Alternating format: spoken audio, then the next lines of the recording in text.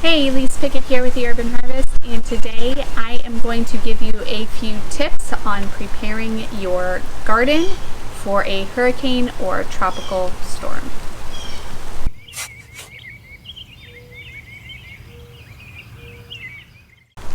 The reality of gardening in Florida. We deal with tropical storms and hurricanes, whether it be a direct hit or just grazing the coastline on a fairly regular basis, sometimes multiple times a year, depending on the storm season for that year. So it is definitely something that you need to consider if you are going to be gardening over the summer months. And they always give us tons of tips on how to prepare the home, and oftentimes overlook the fact that your garden and yard also need a little bit of protection or TLC to make sure that it goes through the storm safe and sound. So today we are going to be going over tips on how to handle rain and winds, and also a few tips for taking care of the garden after the storm has passed by. So the ideal scenario would be that you have your entire garden in a container, and you can easily move it into a sheltered location such as a garage, a patio, pergola, porch, to the leeward side of your house if you don't have any sort of shed or other storage or protection, or potentially even into your home. I had a member of my seed club post a picture from this last tropical storm that came through. She had all of her plants in her bathtub. It works. But not all of us are going to be growing in a container setting. So if you do have a container, obviously move them indoors. If you are unable to do so and they're still going to be exposed to the wind and the rain and everything like that, you do want to make sure that the pot itself is secured down in some way, otherwise things could go flying. So potentially some heavy rocks or some other way to secure it, whether it's bungee cords to a tree or some other permanent structure. Do take that into consideration. If you are not working in containers and you are working in a raised bed garden, make sure you do not try to tarp your plants. I know in theory that sounds like a great idea. They'd be protected from the wind and the rain, but if you are to tarp or put any other structure or support or covering over your garden, it's more than likely just going to crush the plants. The tarp is going to catch the water, it's going to cool and settle. It can also very easily be ripped up and off the garden and completely ineffective anyhow. So do not try to tarp or cover your raised bed garden for hurricane preparation. First things first, dealing with the potential rain that you get with a tropical storm or hurricane in your garden. Anywhere from 3 to 10 inches, sometimes even more, in rainfall within a 24 to 48 hour period of time is going to dramatically affect your plants, obviously. Your gut instinct or your feeling may be to withhold water for the days up to the rain events, but within reason, that's actually not what you want to do. So if we know, for example, a tropical storm or hurricane is heading our direction and we have a week to prepare, we may try to stop watering the garden for several days prior, thinking that it will help with when we do get all that rain. That's not the case. When you go from a drought-like scenario where we're withholding water for several days to a heavy inundation, it's more likely to stress the plants out than if you have your consistent watering regime. Now, if it's the day before and you think your plants can make it through the heat of the day before, you could potentially withhold water the day before, but not for several days leading up to the storm. It will actually negatively impact your plants. The other thing to consider when dealing with rain from a hurricane in your garden is to remove mulch. Now, I'm a huge proponent for mulch in the garden. It can help lower the temperature. It can help retain moisture. Depending on what you use as mulch, it can even add nutrients into the soil. I do have a video that discusses how to use seaweed as a mulch in your vegetable garden. If you're interested in learning more about that, make sure to check the link above. But if you do have mulch in your garden, whether it be a container or a raised bed, pulling the mulch off of your garden can help relieve the soil a little bit quicker after the fact. So if you have a place and you have the time beforehand, you can remove the mulch ahead of time, or you can wait until afterwards. But removing that mulch layer temporarily will allow the soil to dry out just a little bit quicker, helping your plants recover from this inundation a little bit faster than they were if the mulch were to stay in place. Now, we've talked about a few things that can help with the rain. Now let's discuss the wind.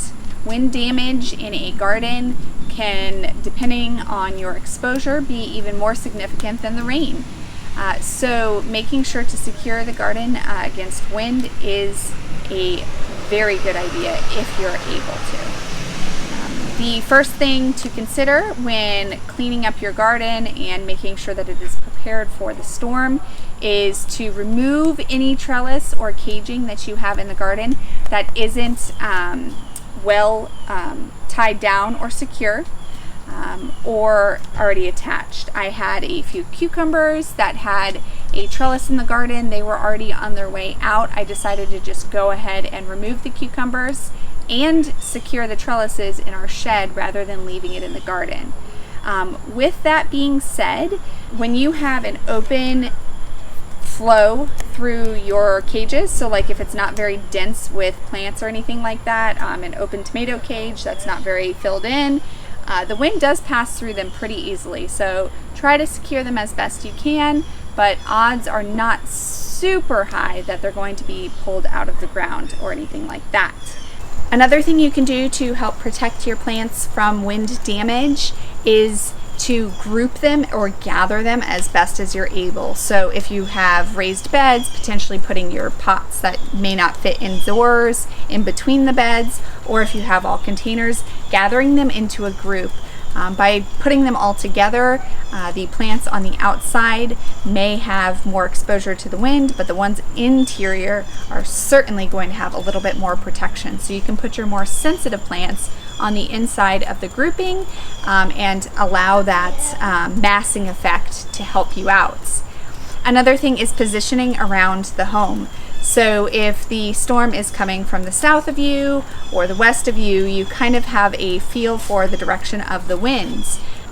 So using the protection from your home or shed or fence can actually help reduce the amount of wind that your plants receive. If you do have larger plantings like fruit trees or any other permaculture plants in your yard, especially bananas and papayas, they can be kind of sensitive to wind damage. They don't have a super deep root system and they're very prone to pulling up out of the ground from the excess moisture in the wind. So trying to give them a little bit of extra support by staking them can be really beneficial. Putting it to the opposite side that the tree is already leaning or away from the direction of the winds. Luckily, I had my husband out here standing on a bucket with a sledgehammer putting in fence posts to support our bananas that have nice racks developing. So we didn't want to lose these plants, especially while they were already almost ready to produce for us. But using old fence posts or some other PVC or even wood that you drive in or support, tying it to a fence that's nearby, all of these can help give counter support to the plants so that they don't uproot themselves.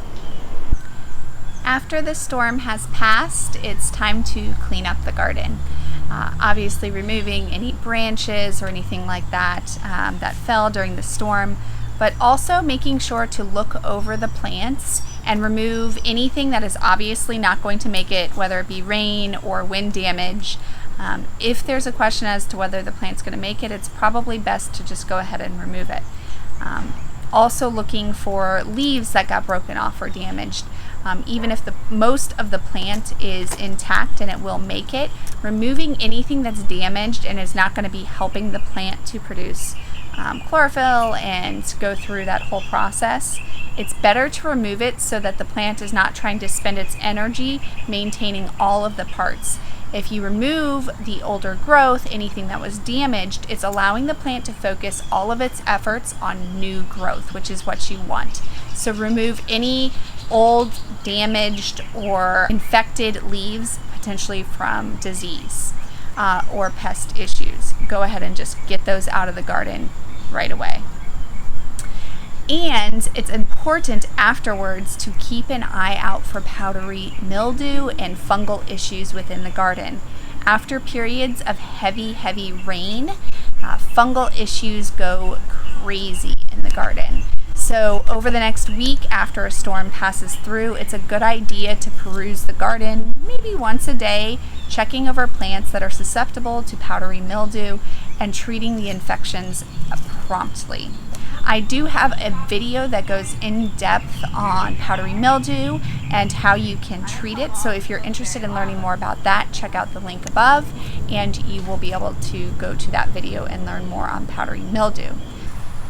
If you've gone through all the sweat and tears of a vegetable garden in summertime here in Florida, you do not want to lose it to a storm.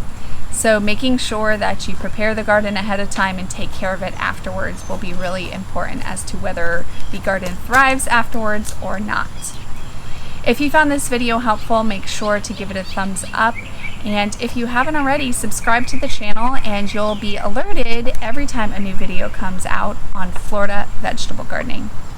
Stay safe.